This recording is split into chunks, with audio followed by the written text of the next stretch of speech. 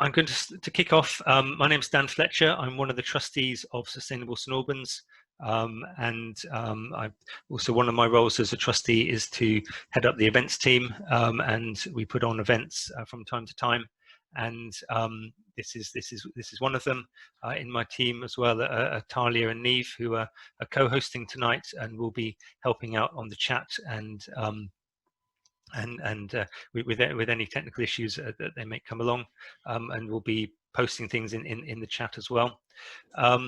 Do feel free to use the chat function to make comments, to ask questions, and to interact with your fellow participants. Thank you, Talia, for kicking that off.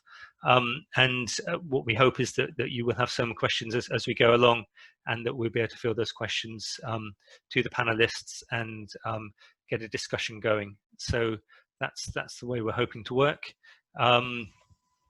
It's great that so many of you have signed up and to come along this evening, and I think it's a great topic that we're able to talk about in terms of the council's sustainability strategy, and more importantly our response to it as members of the community in St Albans and district. The focus that we're going to have this evening is to some extent on the strategy, but more importantly on how we as members of the wider community in the district can help to implement the strategy, or play our part in implementing the strategy and make it as broad and as wide as possible, recognizing how it came about back in those heady days in the summer of last year, when lots of people could gather together in one place and lots of people were crammed into the council offices and outside beforehand, and a climate emergency petition was presented, a declaration was made, and the council unanimously agreed to declare a climate emergency and to set about enacting it in the policies and actions of the council. And this strategy that we're talking about today is one of the first sort of major enactments from that event back in the summer of 2019. So sort of in that context, in the context of a climate crisis, and in how we respond to it, that's the way which we want to think about this evening, and the thoughts that we can contribute as members of the community in St Albans and district. I'm now going to just briefly introduce our panelists, and then once I've introduced them and they've said a few words about themselves, I'll go back and ask each of them a specific question to get the discussion going. And during that time, if you could be thinking about questions or ideas that you have that you want to bring, then put them into the chat. Or I think there is I think putting it into the chat is probably the best thing. You may find it possible to raise your hand, and if we're able to see you to do that, then we're trying to include a question from you. If you want to say your question rather than us read it out, you're welcome, but you're also welcome just to write a question, and we will read it out on your behalf.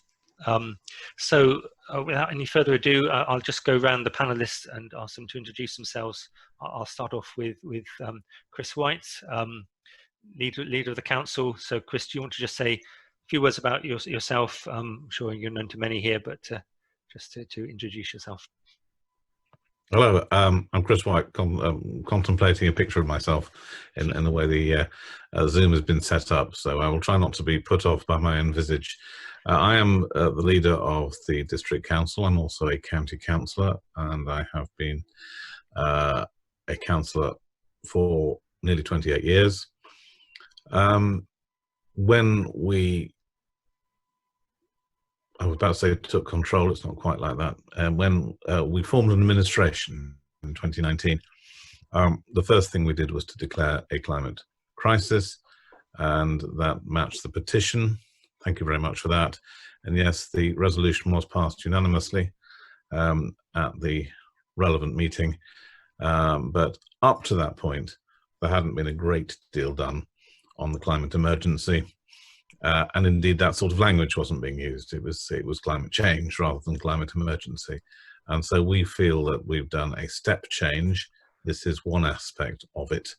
And obviously, I will be talking shortly about where I hope this is going to be going in a few years, indeed, maybe even a few months' time.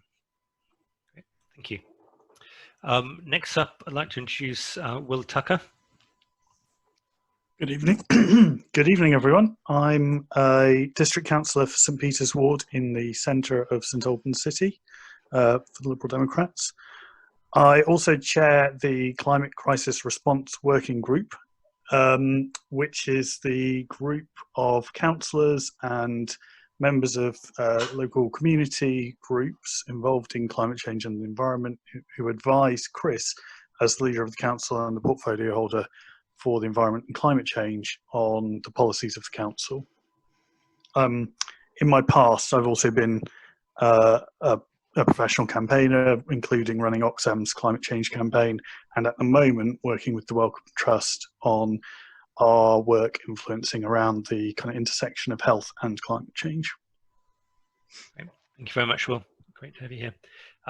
Next up, Amanda.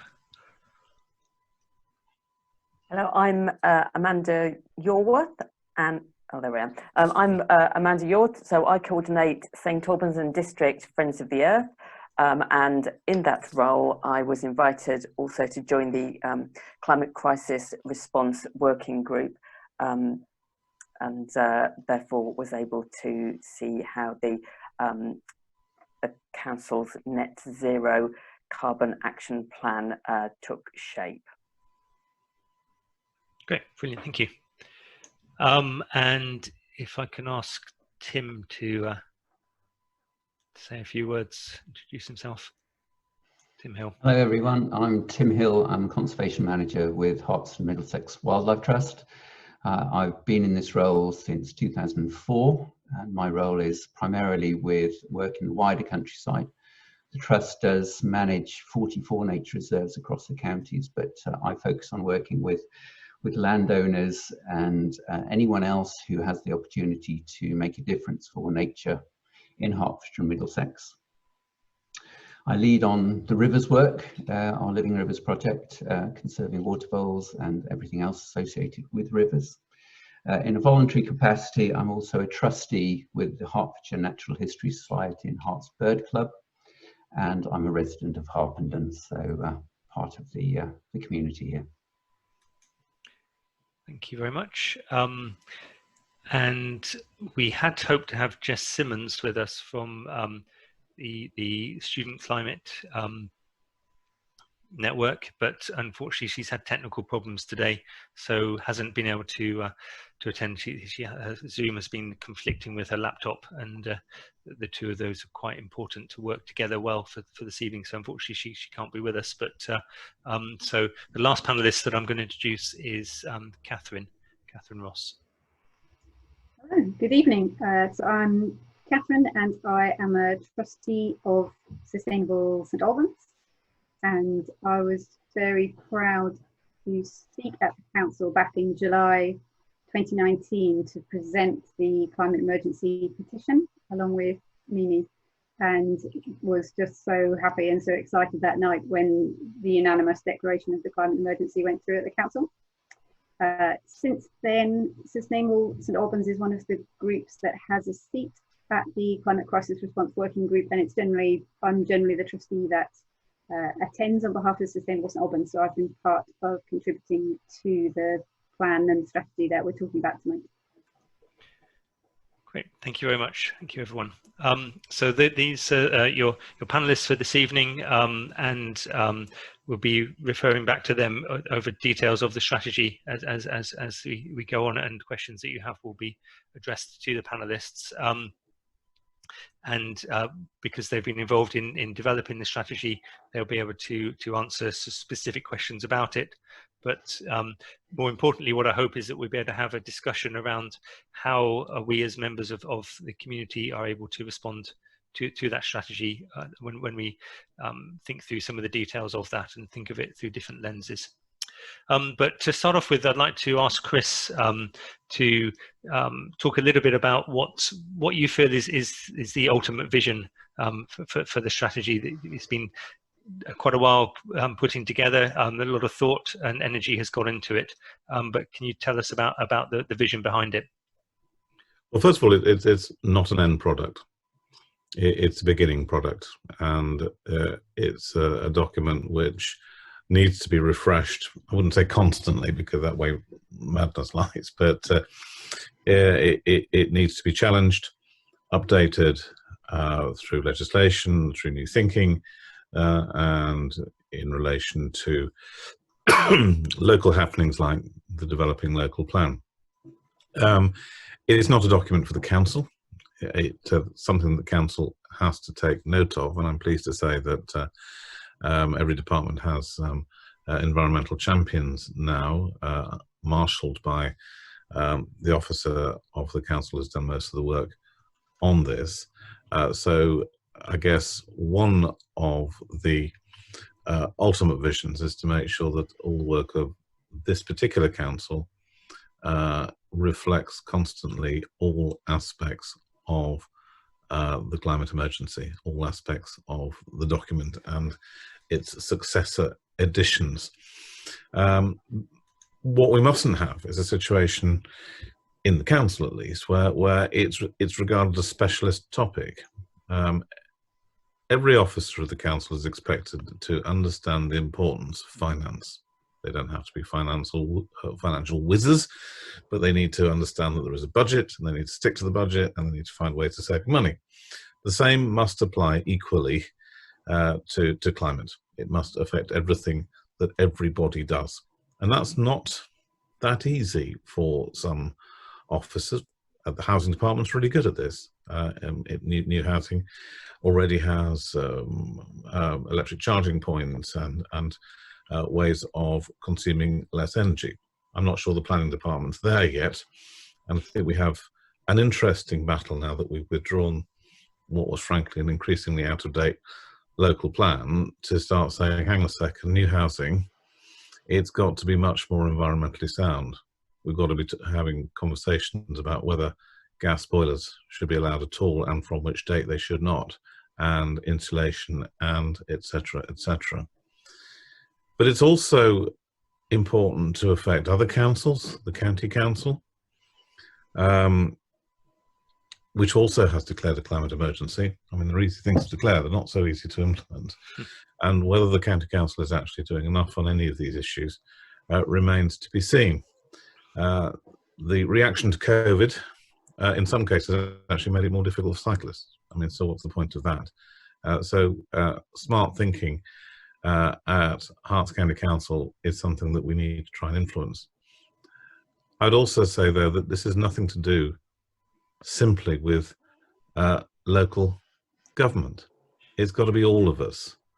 And I do fear, and this is why organisations like SSA are so important, that there's an awful lot of greenwash out there. And I don't mean the big corporates. I mean ordinary individuals who say, well, I've stopped doing something, and therefore I'm saving the planet.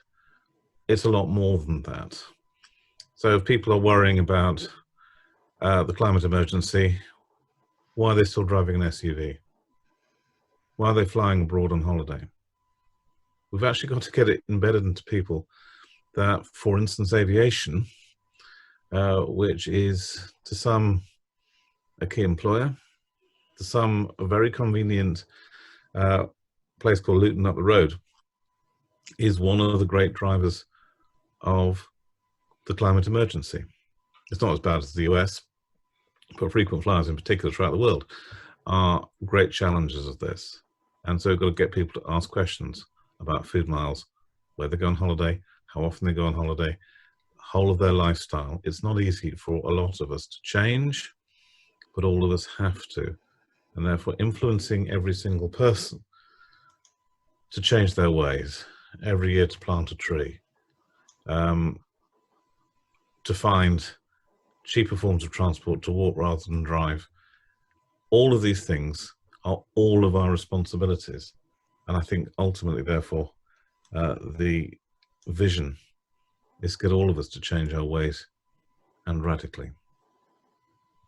Okay, Great, thank you. That's a good summary and fits in with what we want to talk about this evening in terms of how we as individuals can respond to that, but also what we can do as members of this community with those around us to use the influence that we have. And I guess I'm making an assumption that many people on this call understand the issues of the climate crisis, are motivated to do something about it. Maybe you've already made those sorts of decisions around SUVs and flying and things like that, but it's how can we have a greater impact around the rest of the population that's important. Will, do you want to say a little bit about what you think are the most important things to start implementing with the strategy? There's a lot in there. It's a long document. And it's always hard to know where to begin things. So, do you have any thoughts on where to start? Absolutely. So, I suppose the first thing I'd want to say is to extend my thanks to all of you who have inputted either directly into the group or via Catherine and Amanda and others who've participated in generating the strategy, and indeed in helping us to set the priorities. I think, as Chris has just talked about, it's a difficult thing to do, to come up with an action plan as comprehensive as is necessary, as ambitious as is necessary, and we need as many brains and as much enthusiasm and inspiration as we can get in order to push for the maximum impact that we can.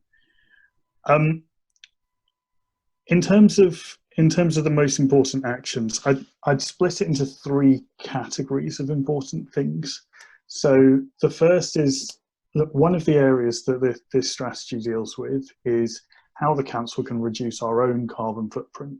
The buildings we have, the properties that we have tenants in, the vehicles that we run as a council. Actually, as a proportion of all of the climate emissions across the district, the council's emissions are really quite a minor contribution, but we have control over them, and so we've got to start reducing them. And indeed, we have started to reduce them. So Chris and the cabinet team have switched our electricity provider to Ecotricity, and obviously straight away that cuts the contribution that we would have been having to other forms of emission of energy production. We also need to be supporting our tenants by improving insulation and switching them from gas boilers to other forms of heating and cooking, and that will take time and investment, but we need to be doing that. And then the third area for us to be working on in terms of our own carbon footprint is the thing I would prioritise is increasing our green energy production. So we're already installing more solar panels onto Westminster Lodge. That generates income and reduces expenditure, but it also obviously is contributing to the reduction of green energy. We want to take that further. We need to find sites, we need to find investors, but we have that ambition, and we will keep at it until we're able to deliver on that. Another aspect of the work that Chris mentioned as well just now is really driving this into everything that the council does. So everyone is getting trained up in how to think about the carbon impact and the climate emissions impact of the contracts that they run, the procurement exercises that they deliver, the way that they deliver services, whether it's as planning officers going out and doing site visits, or whether it's members of the housing team working on site, improving services for local residents. Everyone's got to get into that psyche of how can I make a difference? How can I chip away at this problem? So that's what we're doing in terms of our own carbon footprint, and those are some of the things I think we should be prioritising. The second big area that we need to be focusing on is the council influencing others. So I've got 3 things in this category. So we need to influence national government. because ultimately the funding for some of this stuff is only going to come from national government. They need to be funding things like retrofitting schemes, electric vehicle charging installation, active travel infrastructure. Getting those cycle lanes installed is the sort of thing which can only be done with significant national funding. We also need to be undertaking community engagement. It's great that we're able to be talking to you all today and have been talking to you for years indeed, in many cases in our councillor team.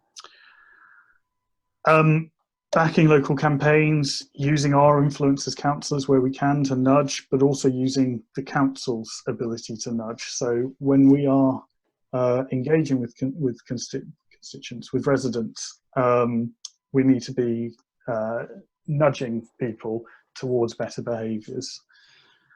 And then we also need to be engaging with business. Of course, business generates a lot of the emissions in the district as well. And we can engage with businesses by being a demonstrator. So we're cutting our electricity use in certain ways. We're switching providers, we're insulating, etc., etc. We need to share that experience and knowledge with local businesses so that they can take the same sorts of actions in order to reduce their emissions. We can play a coordinating role with business. And we also can play a celebrating role with businesses who are showing the way and really kind of at the forefront of this effort. Finally, as Chris again mentioned, we need the council, to be influencing, engaging with the activities that every one of us can take in order to reduce our own emissions. So Chris has already mentioned flying less. That's the #1 thing you can do. And my wife and I have recently invested in a camper van so that we aren't going to take foreign holidays. We're going to use our camper van, which we'll also be sharing with relatives so that we've not got multiple camper vans parked all over the place. We are upgrading our homes and we all need to be doing that. So we've got insulation in the walls, we've got loft insulation, we've got, thinking about switching boilers, installing solar panels. If you haven't already got solar panels, I'd really recommend connecting with the Solar Streets initiative, where you can get discounted solar panels installed, and there's a contribution made to both the council and also I think to Sustainable St Albans from your purchase. And then we can be encouraging others to get involved as well. And I would say we really need to make sure that we're encouraging others rather than guilting them into trying to take action. All the behavioural science shows that by demonstrating and encouraging, we can get people to move in the right direction. Shaming people just doesn't work. So I suppose that would be a final plea, would be to celebrate and encourage rather than guilt people into climate action. Great, thank you. Well, lots to think about there, and some of that has sparked off some questions and comments already, I think. Sushil asked a question quite early on about how we can make sure the climate emergency approach also addresses the ecological emergency, the nature emergency, so we can make sure that what we do to address climate change also enhances the ecology and ecosystems. So I think now is maybe a good time to bring Tim in and really to sort of give a bit of a comment towards that question, or more, the nature crisis is interlinked with the climate crisis. So what can we as a community be doing to improve nature through the strategy, which I think is sort of partly embedded in Sushil's question as well. Tim. Okay, thank you, Dan. I think there is no doubt that the nature crisis is inextricably linked with the climate crisis. And we as individuals and communities can do a huge amount to improve nature through this St Albans strategy. From my own perspective, I've been involved with the project group over the last year or so, developing plans within that strategy. And I thought it was pertinent this evening just to start by giving a bit of context for why there is no doubt that there is a nature crisis going on at the moment. Back in the middle of 2019, Herts and Middlesex Wildlife Trust embarked on a very significant piece of work to write a state of nature for Hertfordshire, which eventually came out in March this year. If anybody wants to have a look at it, it's on the Trust's website. And that piece of work essentially was comparing the state of nature in Hertfordshire in 2020 compared to 1970. So it aligns very much with a national state of nature report which came out last year. The report was a joint venture between the Trust, Herts Environmental Record Centre and Herts Natural History Society, who provide most of the biological records through individual recorders going out, recording our wildlife every day of the year. And in writing the report, we looked at over 10,000, nearly 11,000 different species from 1970, which amounted to about 2.8 million records. So huge bulk of data there.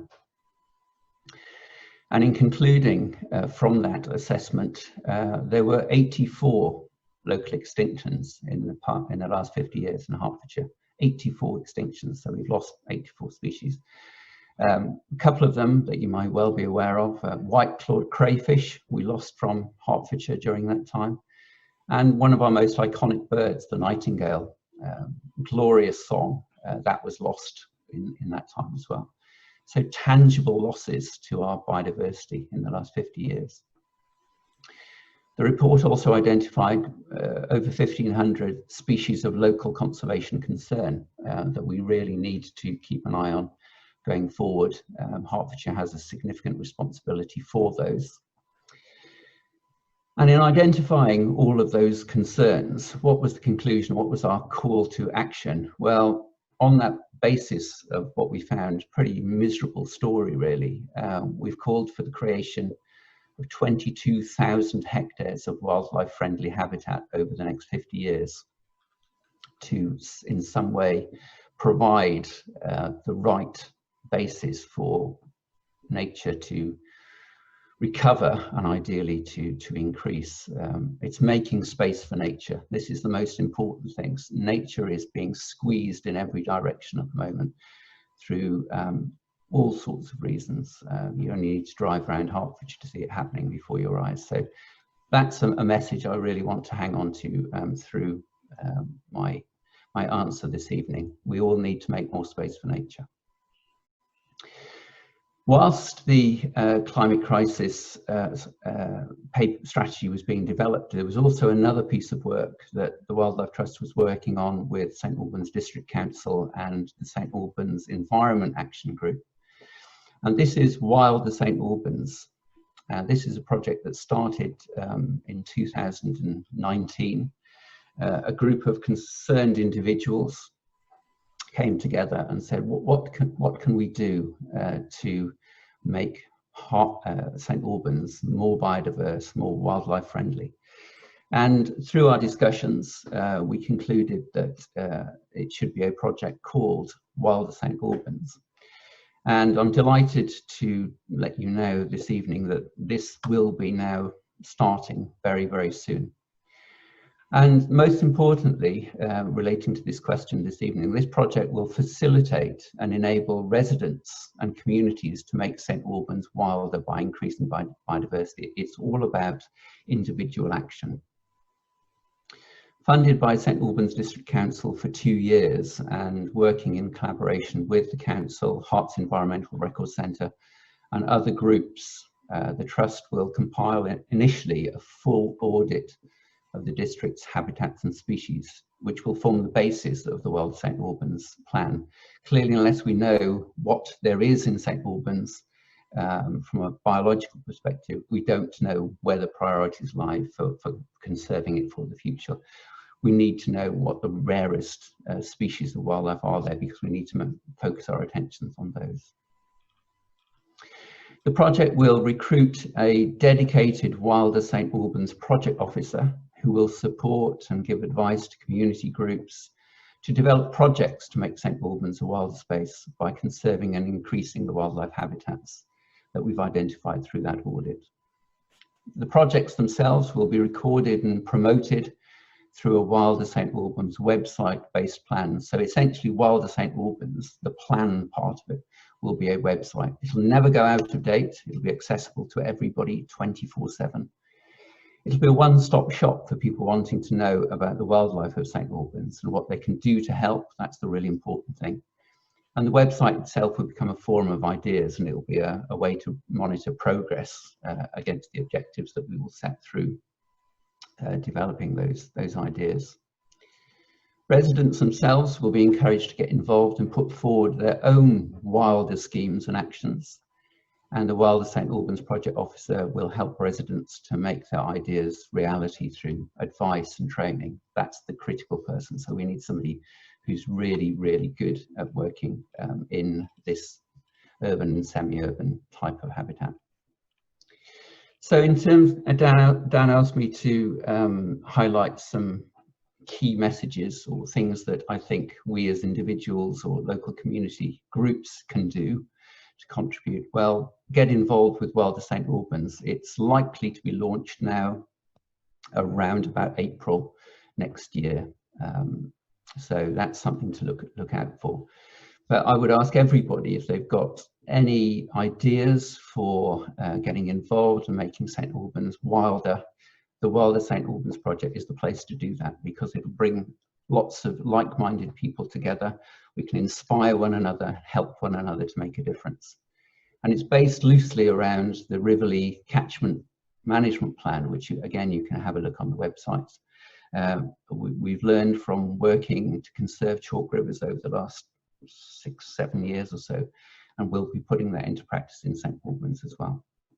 So what are my key messages? Well, for anybody who grew up in the 1980s, you'll remember the wonderful Choose Life Catherine Hamnet t-shirts that were all the rage for ages. And I think if we hang on to that key message, whatever we do in our individual life, try and provide a place for life, for nature to thrive. I also like to hark back to the 1970s. Think global, act local is still a fantastic message. As individuals, we can all make a difference, and we can all influence others through our own actions. We need to lead others and help others to make a difference from our own experiences. Great. It's not all about the trees.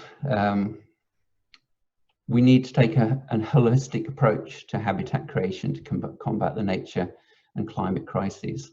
Soils are absolutely the key to capture carbon. Carbon sequestration is as important as reducing emissions, and terrestrial carbon, over 80% of that is held in the soils, so we need to get our soils into good condition. Part of that already that we've started in 2020 was a Wilder St Albans pilot. You'll see that some of the areas of Burr Park and other areas around the town have been allowed to grow longer this year so that flowers can flower and set seed. I say it's not all about the trees, but I actually think it is all about the trees as well. We need to take a more holistic approach to our conservation of trees. At the moment, the management of our street trees and our park trees tend to focus so much on health and safety, which is quite right, but we also need to think of their other value. Existing mature trees have huge amounts of embedded carbon. They provide habitat to wildlife, they improve the landscape and contribute to all of our emotional well-being. Mature street trees clearly contain tons and tons of carbon, so we need to conserve those street and parkland trees for as long as possible. New trees that are planted will take decades, if not centuries, to equal the value of these old trees on all fronts for carbon, nature and well-being. So let's look after the habitats, and particularly the old trees that we have. We'll never replace them in our lifetime, certainly. So we need to think about all habitats, because all habitats are clearly important to the species that we have in Hertfordshire to live. And in doing so, we also need to think about our priorities as well. So my next message is save water, save wildlife.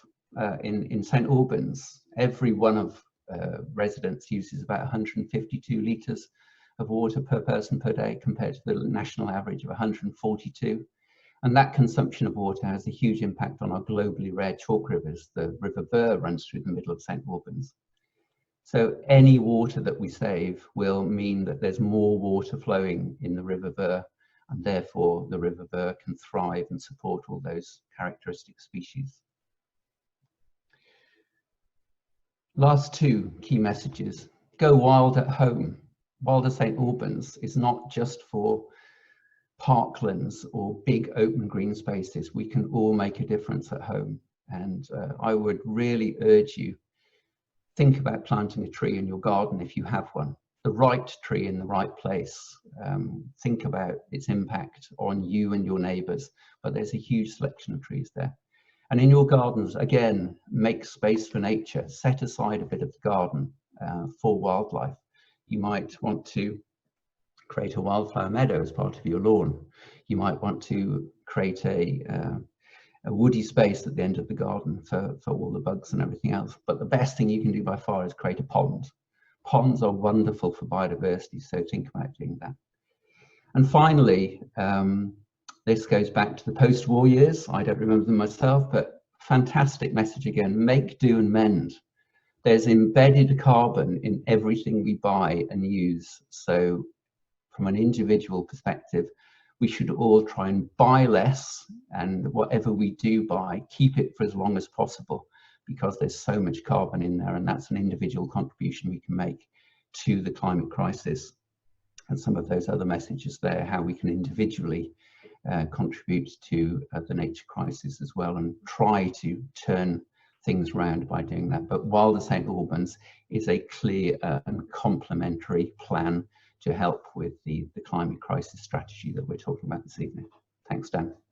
Thank you, Tim. And you've answered some of the questions that have cropped up already, but we will come back to some of those a bit later on. I'd just like to be able to introduce all of our panelists, and then we'll be able to hopefully touch on a number of questions that have come up. But next up, I'd like to talk to Amanda.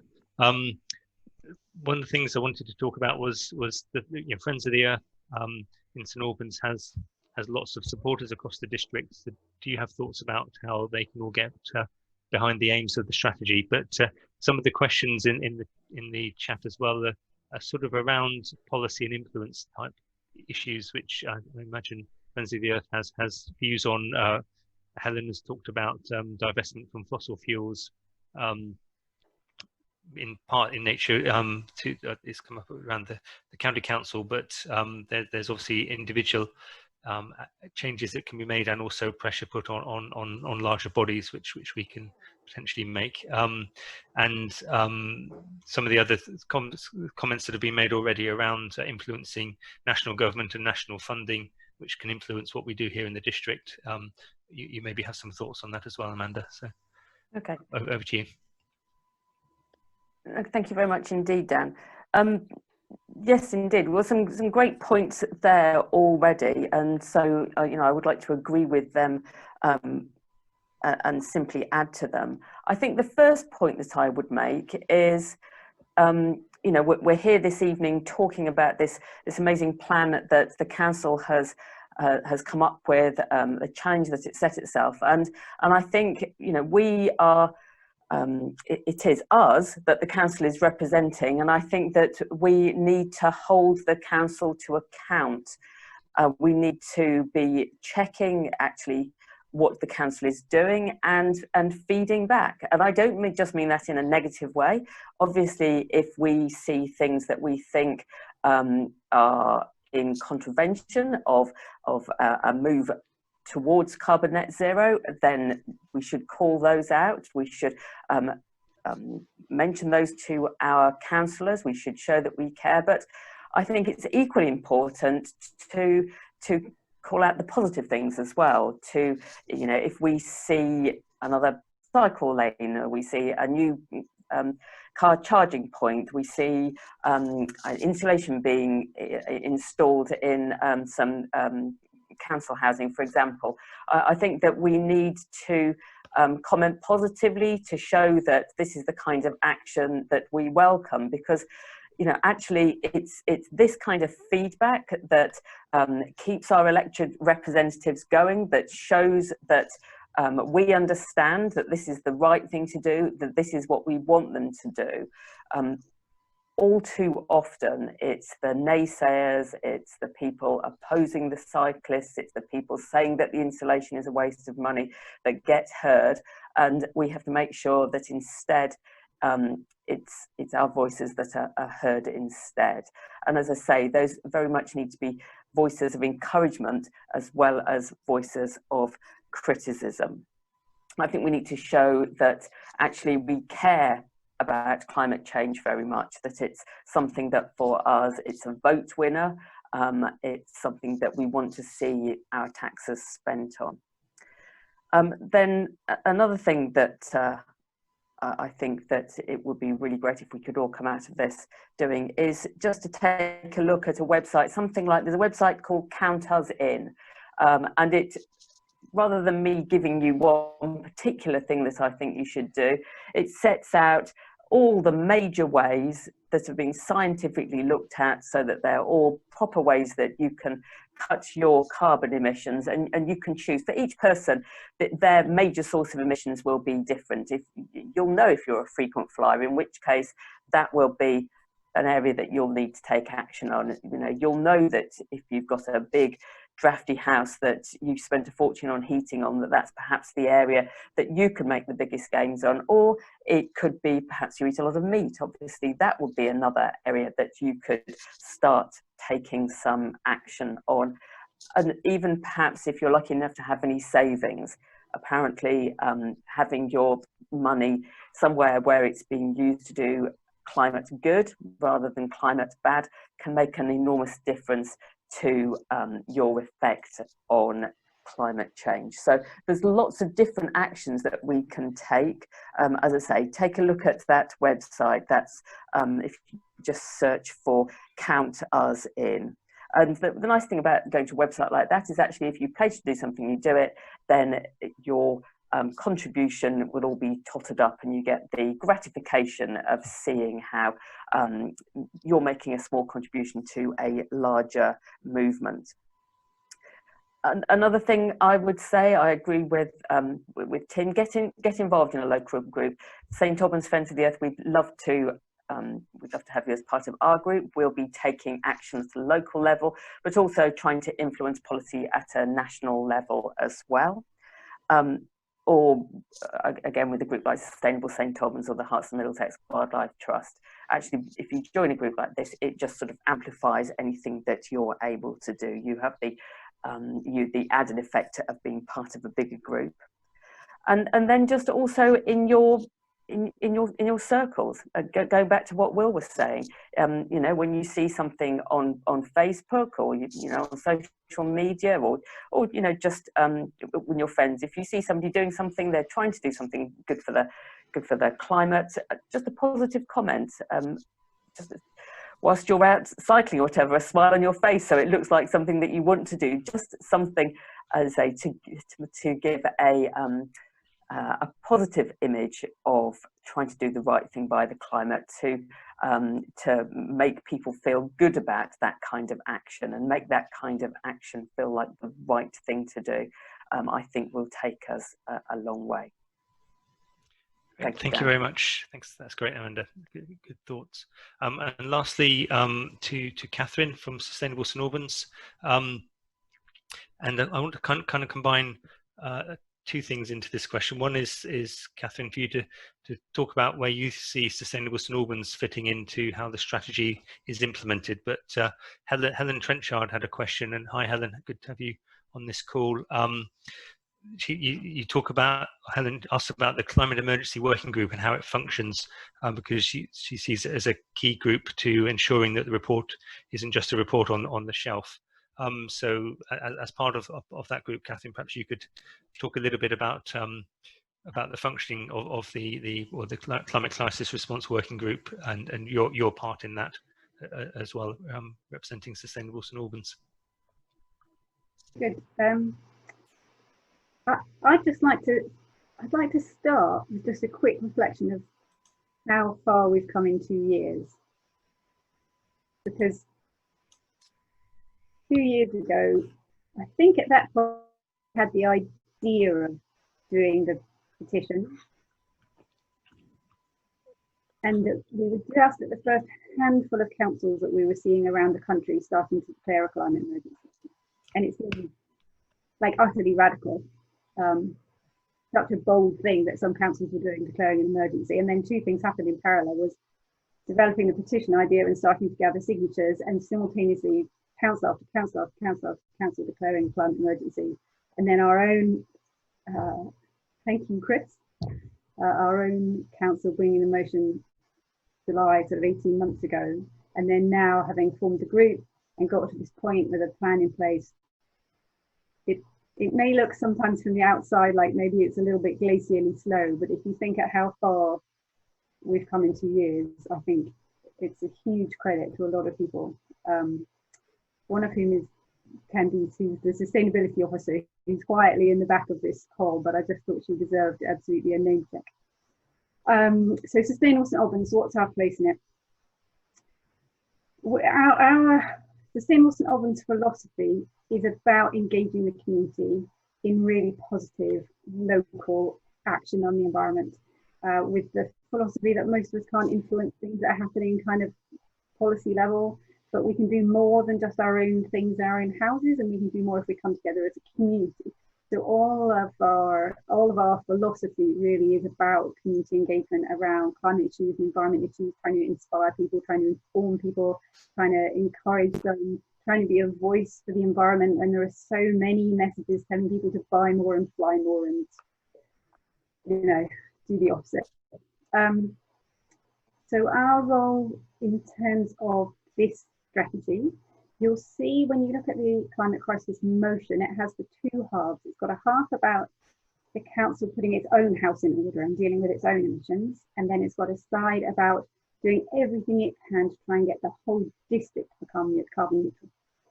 And then when you look at the climate action plan itself, you'll see that structure represented all the way through the action plan. There's actions which are for the council itself, and then actions which are about engaging the community and trying to get everyone to make change. So in terms of the first half of all of those, the council itself, really our role has just been to kind of make sensible suggestions. And we have a really useful network of people. There are so many amazing sustainability professionals in St Albans, and we're networked with quite a lot of them. So we've been able to kind of put in ideas and suggestions at different points in that plan, but most of that side is really driven obviously by the council itself, dealing with its own emissions. The side where we're much more, I think, can be more of a catalyst is around the community engagement side. So partly that's been us in every meeting of the climate crisis working group going, well, what about the community engagement? And kind of poking at that and making sure that it stays on the agenda and making sure that we keep that focus on the fact that the council's emissions are 1% and the district emissions are the 99%. So that's us kind of talking into the council and reminding them all the time how important it is. But then the other side is us talking out to the district and going, this is something we all need to do. The council cannot by itself make the district carbon neutral. It just can't. It's impossible, because the vast majority of those emissions are from our houses, from our businesses, from our schools, from our faith buildings. You know, that's where the vast majority of the emissions in the district are coming from. So that needs us all to be part of the solution. If you look at the findings from the UK level Climate Assembly, just find the link and stick it in the chat because it's so useful. If you look at the findings from the UK Climate Assembly, you'll see that the number one principle that the climate, so this was a group of representative UK citizens who gathered together for a number of weekends. They were given expert information, loads of expert speakers, and they were given a lot of information about climate issues. And then they were asked, what do you, as representative UK citizens, think we need to prioritise as a government? And the number one thing that came out was informing and educating everyone, the public, industry, individuals and government. That is what the Climate Assembly thinks is the most important thing if we're to get to net zero as a country. And that is just as true at a district. That the number one thing is informing and educating everyone. And Sustainable St Albans is absolutely in that space. We cannot do it by ourselves. But we've shown, for example, with the Sustainability Festival, that we can be a catalyst for a lot of activity across the district. And that's really what we want to keep doing, is be that catalyst and be a voice into the community, to faith groups, to schools, to businesses, to whatever group you're in that's on this call, to say, what's your part of this? You know, have you set yourself a target? Can you set yourself a target to get to net zero by 2030, or whatever target feels right for you? Have you measured your carbon footprint? Have you thought about what the biggest areas are of your greenhouse emissions as an organisation? They're almost certainly going to be the energy that runs your buildings, the transport that you've got, the food that you buy and use, the things that you purchase, your water, your waste, and where your money's invested. So have you as an organisation, as a school, as a peace group, as a business, as a local householder, have you thought about those things? Have you started taking action? So Sustainable St Albans, we've already got a whole load of projects in that space, with the Limited Camera, with our open meetings and films, with our wonderful project Playing Out, when people are allowed to play again, where children can come out and play. We've got a new project we're working on at the moment called Climate Conversations, which is help groups have climate conversations and think about what action to take. We run training courses on understanding climate change. So, and we've got the fabulous The Sustainable Schools project, which is all about engaging children from local schools and getting them running projects in their schools. And then, of course, the Sustainability Festival, which will run again next spring. Of course, we had to cancel it this year because of COVID. So all of those things that we already do and that we want to grow and ramp up as much as we can are about trying to engage the community and say, we all need to own this. This isn't just the council making it happen by themselves. They're really important. They're really important, but they are one part of an ecosystem across the district that all needs to make change. And then the last thing I would say, which is completely echo what Amanda said before, is that the other thing that we can really do as residents and as people who represent organisations is to let the council know that this is important to us, to be writing them to say, hooray, we see that you've made this change, and to be asking for more, to be calling for more, exactly as Amanda was saying, to make it clear that this is something that the community cares about and is noticing. And it can be some of the things that the council will have to do to enact the climate change plan will be really unpopular with some people. And the people with whom it's unpopular are likely to shout very loudly. And so we need the positive voices who think that it's great that they're taking action on the climate. We need those voices to be really loud as well. Oh, you asked me the second half, didn't you? How the climate crisis response group functions. So I guess you've touched on that a little bit, but just any further. Now it's largely been sort of developing the plan, understanding the issues, and working on and developing the plan. From here on in, now that the plan's kind of decided, it'll be more taking particular parts of it and discussing how those are done, and then keeping a track on progress.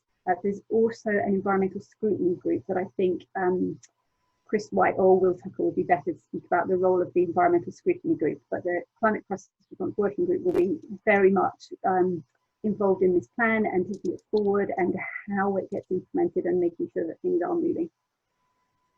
Okay, great, thank you. So I'd like to take this point, we're going to jump into some questions in a minute, but we've got a little poll to get some interaction with everybody. So I'm going to launch it now. We've got, I'll give you a couple more seconds. 45 people have voted so far.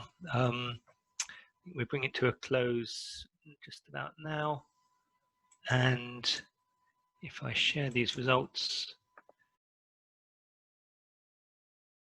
So energy use is the thing that just peaked transport and air quality to the post. And water, interestingly enough, there's been quite a lot of discussion about water and whether we're saving 10 litres a day or whether that's enough, or why we use so much water in St Albans on the chat, but that came last. And good to see nature and food coming in a very worthy third. So I'm going to use that to guide me to some extent Water's in on terms of twice. If you add the two together, it came top. water and climate change adaptation. Yes, good bit of maths there. Yeah, maybe that threw people out a little bit. Apologies if that did. We will touch on water, but I'd like to. Energy use was something which came up in a few of the panelists' questions, and so if there are particular things that people would like me to ask with respect to energy use, flag those up. I'm just trying to scan down the questions that we got at the moment. I think what I might do is actually double back to a question on transport, which is an air quality, which is the second highest level one there. And Philip talked about the sort of the COVID effect on transport, where we're all being discouraged to use public transport, which is obviously completely the opposite way that we should be going in terms of dealing with the climate crisis. What can we do to get people back out of their cars and back onto trains and buses? Do any of the panelists have any thoughts on particularly how we can change the zeitgeist within our wider community in order to encourage people to have some confidence to do that, or to find other ways to travel, which doesn't mean jumping into an SUV. Dan, how do we attract your attention? You just did. Over somebody else who is about to speak. Go for it, Chris. And this goes back to, I'll just get this up in front of me, which is the getting people, but the discouragement from public transport. I mean, there's an article last week, wasn't it, I think, where it set back the move to public transport by 2 decades. I mean, that's probably overly pessimistic. I mean, there are strange times when people will bounce back. And just because someone's not using a train, and that may well be a long-term change, doesn't mean they're using a car. There'll be more working from home, which of course is better than anything. The SUV thing, I do find terribly depressing. There are more SUVs sold than there are hybrids, for instance, and St Albans is a particularly bad place for the number of SUVs. I think the problem actually is very, very complex. Getting people out of their cars onto what? Well, walking is one thing, cycling is another. One of the things that I've been working with colleagues over is more 20-mile-per-hour zones. Now, they have no direct impact on emissions, but people feel safer when traffic speeds are lower. That means they're more likely to cycle. And so I'm working with some of my fellow county councillors in the St Albans city area to have something approaching universal 20-mile-per-hour zones in residential streets, so that fewer motorised trips are made to schools, for instance. That seems to be going quite well. I mean, the county's not covered itself in glory on this one. It's actually passed a policy paper, the speed management strategy, which will actually make it more difficult to have 20-mile-per-hour zones. So thank you for that. That really wasn't very helpful. But one lives to fight another day. Buses is something that makes me weep, frankly. All main parties have been in government over the last several years. Nobody's actually come back and said, the thing that we know about bus ridership in the United Kingdom is that it's going up. It's going up because it's going up in London. What's the weird thing about London? It doesn't have deregulated buses. And until we get back to basically state control, by which I mean local authority control buses, we're not going to have a bus service worthy of the name. It's a nightmare travelling by bus. I've given up doing it. I mean, I'm fairly close in, so it's actually quicker to walk. But that's not an option for many, particularly if you're further out. So we have to move to the stage that you get in London, where they are genuinely omnibuses. Everyone uses them. To the person who is actually on benefits, to the person who's wearing a suit that you couldn't imagine how expensive it is, everybody uses buses as means of transport. And that's because they are very low cost to the user, and they are frequent. And I despair about how we're going to get to that and get national politicians to understand how that's important. Any ideas from anyone else on Chris's conundrum there? I suppose I would add, I could add something on electric bikes. So the infrastructure needs to be installed to make, where possible, to make cycle lanes a safe alternative for cyclists. But I also think the technology is coming on stream now in electric bikes, electric scooters, which I personally would like to see legalized promptly, for people to kind of use that electric option as potentially as a stepping stone to full active travel with non-electric bikes. But I think those are going to be a really important contribution to getting people out of cars, and maybe before we get the national bus services that Chris has just been talking about. Okay, useful thought. And maybe part of how we can engage the community on that is to people who use that sort of transport to be sort of evangelistic to their friends and neighbours, and to the more people who are doing that, then the more that sort of thing does catch on. But that's maybe also something to work with the local cycle groups, STAC and others, to encourage that further as well. I'm going to come back to power. Sorry, Dan, if I could just quickly come in. So St. Albans, just to add to what Chris was saying about 20-mile-an-hour zones, that's something which St. Albans Friends of the Earth is campaigning on, along with other groups throughout Hertfordshire. As Chris said, actually the problem is at a county level, and so that's where we'll be focusing our campaign. And if anybody's interested in contributing to that or in joining with that, then do come and get involved in the group. Thank you. Okay, great, thank you. Just want to touch on some of the issues around energy use and power. There are a few ones to maybe pick up. Linda talks about the link between housing and energy use, which obviously is very strong.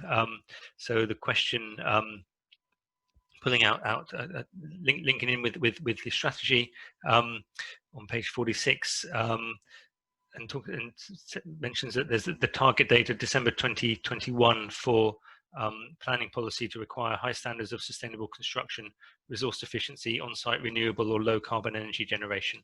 And she asks, will this be written in time to influence the lack of low carbon construction credentials of dwellings planned in Northwest Harpenden? But I think maybe it's we can broaden that question in terms of what is it, that kind of policy would have a significant impact on the wider community. Is that soon enough, or will it be written in time? There are also questions around divestment of resources from fossil fuel investments, which is something that is being talked about a lot more in finance houses across London. It's maybe been taken up a bit slower by pension bodies in county councils and the like. So what is there something that we as a community can also do around thinking about the impact that we have on the use of fossil fuels by where our money is put, and how can we influence others to change how their money is invested, and or encourage them to disinvest? So practical issue about energy and housing, and then a bigger issue about how we can change behavior in terms of where we invest our money. I can do both those if that helps. In terms of the local plan, no, it went nowhere near in time to affect Northwest Harpenden. It's only just been withdrawn, and officers are currently working on the new one. It won't be ready until 2023. But it's a good thing we withdrew it, because had we not and started again, we wouldn't actually be even affecting future developments. But that doesn't mean that every site you see isn't going to be much more energy efficient. I mean, I'm on the board of the enterprise zone. which deals with developments east of Hemel Hempstead. It's jointly with Dacorum Borough Council, because the land is bizarrely in St Albans, but it's really Hemel Hempstead in terms of the reality of life. And the whole ethos behind that, which is a joint board, as I say, between ourselves, Dacorum and Hertfordshire County Council, and the local enterprise partnership, is green jobs and green development. So these things can be done without being told to do so in a plan. But the plan obviously needs to reinforce that, and that's got to be something which we can feed in. But we've now got the document, and that can be fed into the new local plan. And so that's one of the first uses of this document, I think, is to have that on the desks of those officers who are going to do it. In terms of fossil fuels, I mean, the fossil fuel issue, I mean, the county council's role in this is actually not what it appears to be. The reason why the county council appears to have a role is that it, the pension fund for all of local government, all schools, all FE colleges is run by the county council, but it's not run politically by the county council. It's run by the county council's pension fund managers. So they're quite difficult to influence, really. They've made some big strides. I mean, there's about, I can't remember what the gap is now, because I did go and speak on this one when it came up. I think it was about 48 million they've still got invested in fossil fuels, which is actually quite small. It's a huge pension fund, and there's more investment in green industry, so that's good. I think the battle is really over other things, and Will touched on energy sources and so forth. Switching away from, or switching into green energy sources is one way in which you can divest from fossil fuels.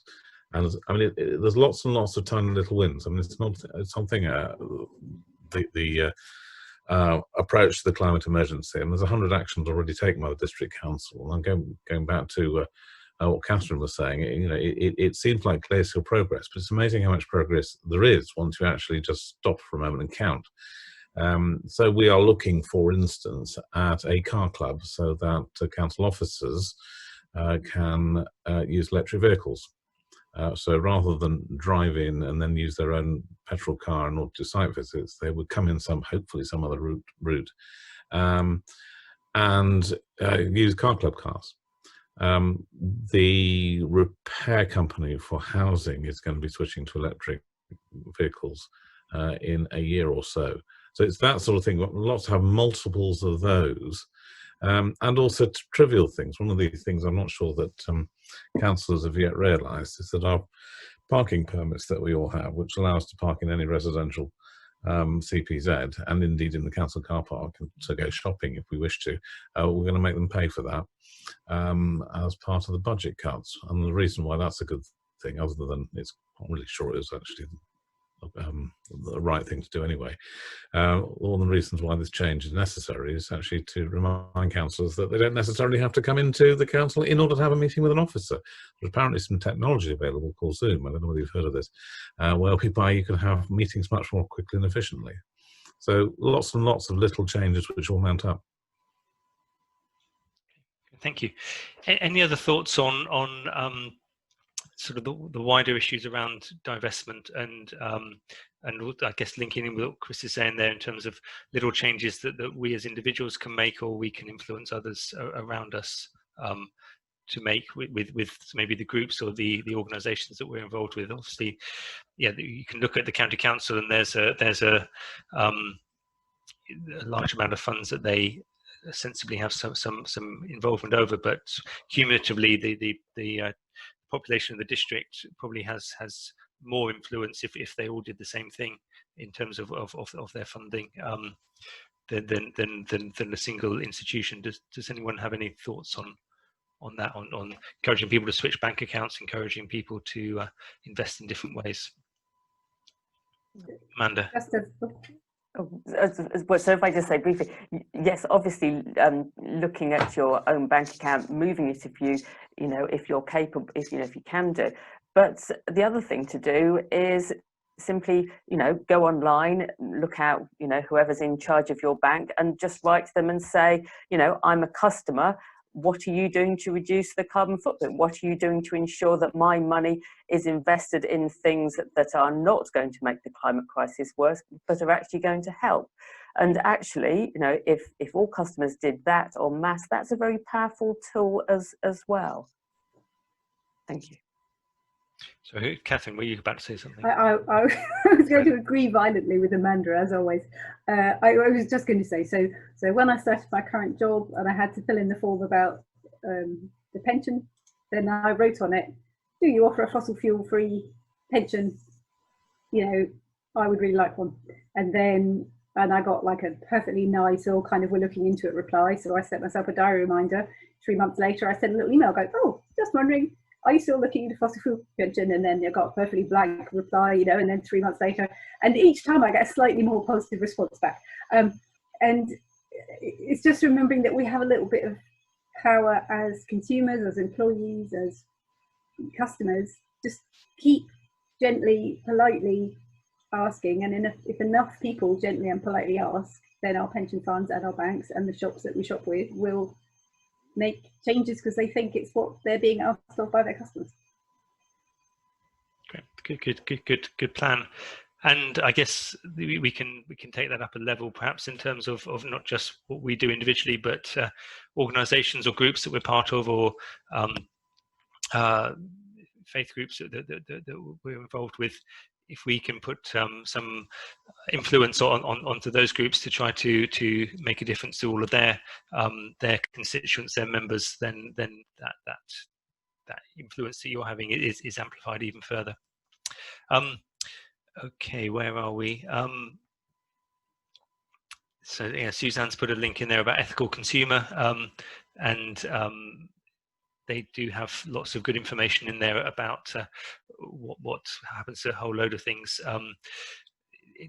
Reading ethical consumer does sometimes make you decide not to be a consumer at all, because there's no real positive answer, but there are some things which are a little bit better than others. So it is worth checking and also talking about that to other people as well. Not just keeping that news to yourselves. There was something. Dan, I know they're flying past, but I put a couple of. I know it really helps when there's some funding for these things. So I put a couple of links in the chat. One for the Green Homes Grant and one for the Public Sector Decarbonisation Fund. Which, if you're a governor at a school or you've got a child in a local school, please do make sure that they know that fund is around at the moment. And Dan, there's a lot of links have appeared in the chat. Are these going to be summarised as a sort of wash up and sent round? I'm sure. I think it's a very rich chat. I've made sure I've saved the chat, and yes, I think we'll have to find a way. We can put a blog out on this on the Sustainable St Albans website, and as we are recording this as well, there will be access to certainly the conversation that we're having now. So Gail has put in a point, sort of sticking with energy, that she thinks we should have a district-wide campaign to get people to switch to green energy suppliers. That wouldn't be expensive, and we could get a lot of people behind that. And the district council's own sort of decision to switch to green energy supply is a good way to start that endorsement. What's the general sort of thoughts on something like that? Could there be such a district-wide campaign? Would people in this call sort of endorse or be able to get behind something like that? Would that have little impact at all? What do we think? And sorry, I can't. I need to change my view so that I can see people putting their hands up, if there are any. Does anybody have any burning thought on that, or from the floor, in terms of a campaign to change electricity? Can I say something here? I mean, go on then, yeah. This group of people is in one sense the worst set of people to answer that. I think for ordinary people who think the environment's important but wouldn't come along to a meeting like this of an evening, they just need to have some clues as to what to do. It's not that difficult to change energy providers. It's quite famous how few people do it. I think people change their banks more often than they change energy providers. I do change energy providers, and I think telling people which ones are environmentally sound, people find really interesting, and that would probably have. I mean, I suspect this is low-hanging fruit. We just got to give people the information. Yep, and I think that that's probably one of the things on the Count on Us link that Amanda talked about to start off with, in terms of what simple things that we can do. And you're right, Chris, it's about simple ideas rather than complicated solutions that people can get involved with. So Gail has asked if she can say something, and I guess I probably should let her as a fellow trustee of Sustainable St Albans. So go on, Gail. Thank you. It's just that on this issue, I'm really pleased to hear you say that, Chris. I think it would be quite a simple thing to do. It needs a little bit of thinking, but with a little backing from the council as well, and Sustainable St Albans could certainly support it. Something that was a small campaign, and obviously you can't do it about specific energy providers, but you can give people different options to do the research, or give them a list of green energy providers. And I think a little campaign, the way that Candice worked with the Idling Action campaign, maybe, you know, a campaign to get people across the district to change energy supplies. I think it would be a fabulous thing to do. And I'm sure it's Sustainable St Albans, speaking on behalf of the other trustees for the minute, but I'm sure it's something that we would be able to get behind as well. Thanks, Dan.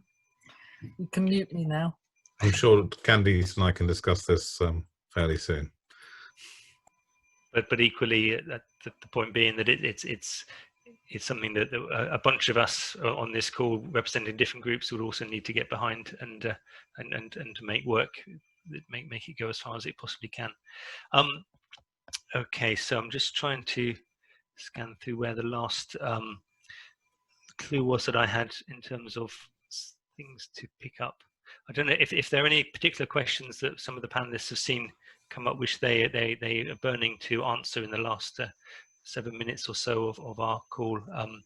Do feel free to jump in as well, and it's great. Thank you for those who've been responding to things. I see Will. Are you moving your hand? Yeah. Yeah. Whilst you're finding the next question for us, Dan, I could just briefly mention, go back to that question about the working group and also the scrutiny committee. I think it was Helen who said it's not a sexy group, but as the chair, I think it was actually Helen's husband, Dan. Even she worse. Confessed in the chat that it wasn't her; it was Dan. All right. Well, I know them both, and yes. They'll, yeah.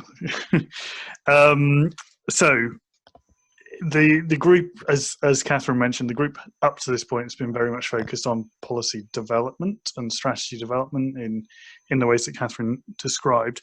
Going forward, as a group, we've decided to focus on 3 things. The first is supporting community action, and that will be supporting the campaign and the action that we've just been talking about, that encourages both individual members of the public and families and community groups and businesses to act on the climate crisis. The second area is policy input. And so, for example, at our next meeting, which I think is on December the 1st, we're going to be talking about the local plan. We're getting the portfolio holder for planning in to the meeting, and also some of the officers with that particular expertise. And so we'll all be talking about, right from the kickoff of this process, how can we make sure we're baking in the climate crisis actions that we need to be taking. And then thirdly, we're going to be monitoring the strategy, as Catherine mentioned. So what actions are being taken? How can we continuously improve? As Chris mentioned right at the off, this is draft 1, this is version 1. How can we keep improving it as we go, pushing ourselves to go as fast as we can on this crisis, because that is what we want to be doing. And although there's a kind of set number of people on the committee, and it's a big committee, there's like 20 people in the room or something, Catherine and Amanda and Tim and others from various groups are on that group, and so feeding through them is really, really welcome. It's invaluable to the progress that we're able to make. Okay, I think I saw Catherine raising her hand. No, I didn't.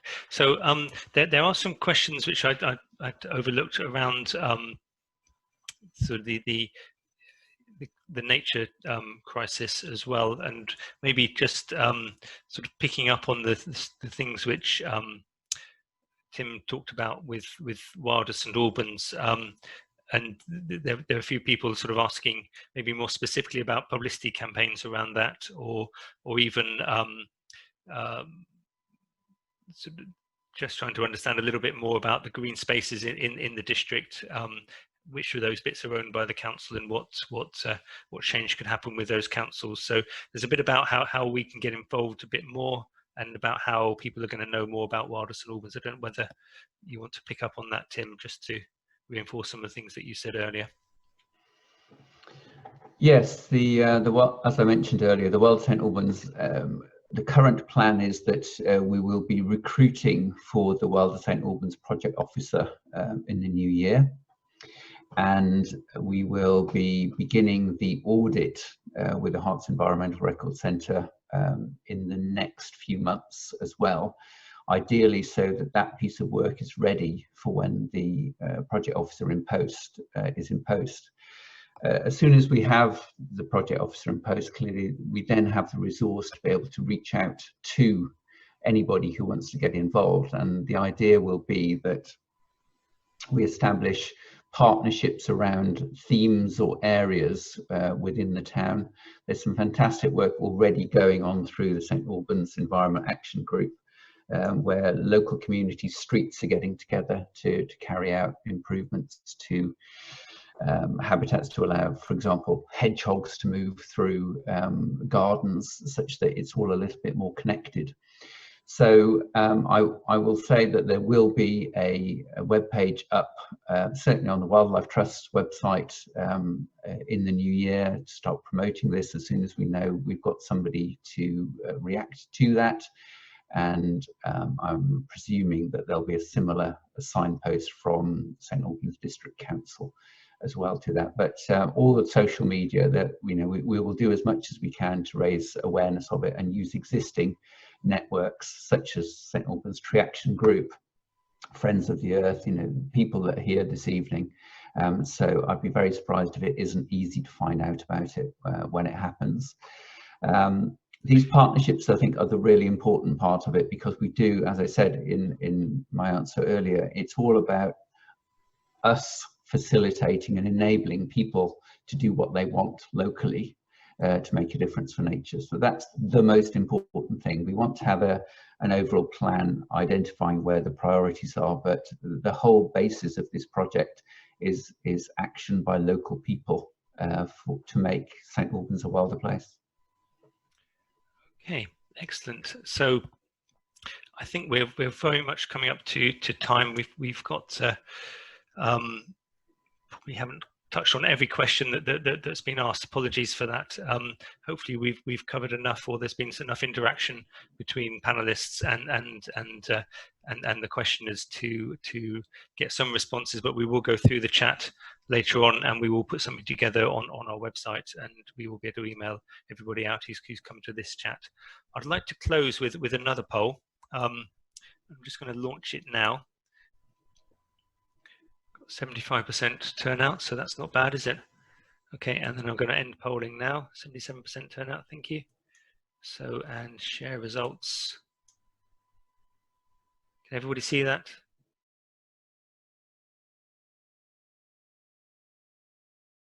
So, interesting. Talk to local organisations group that you belong to about your response. That's great. I'm very pleased. That's a high response, because that also means that everybody on this call, it all gets magnified, multiplied out to others if you're able to influence local organisations or groups to respond and do things differently. And I think other high ones we've got there: get involved with Wilder St Albans. So that's good. Encouraging, Tim, that's popular with this group, and signing up to other local organisations to find out more about what's going on. Perhaps that ties in with Catherine's point from the sort of National Climate Assembly sort of findings that people wanted more information in order to know about a few things that they could do. And certainly through some of the groups that are represented here, there's there's plenty of information that you can find out about and get involved with. So I think it's now just slightly after 9 o'clock. I'm going to let people go. Thank you very much for coming along to today's event. Thank you for your contributions, of those who've put questions in the chat, and particularly to our panelists, to Chris, to Will, to Tim, to Amanda, and to Catherine. Thank you for taking the time to come along today and for getting involved and contributing so well. So, as Chris said, this strategy is just the beginning. It's not the end. It won't grow dusty. It will keep being looked at and keep being developed, and it's up to all of us to also do what we can to make sure that the strategy is as successful as possible. Coming back to that climate emergency that we declared last year, emergencies need emergency responses, and some of the things that we're doing may not seem fast enough, but if we don't do anything, then that's definitely the wrong thing to do. And if we can do some stuff and then keep that moving and make it faster, then all the better. So thank you very much, and do come along to our future events. Our AGM is on the 8th of December. There's information about that on our website, and we'll keep you informed about other things that we do in the new year. So thank you very much, and good night. Thank you for chairing, Dan. Okay, you're welcome. Thank you, Amanda.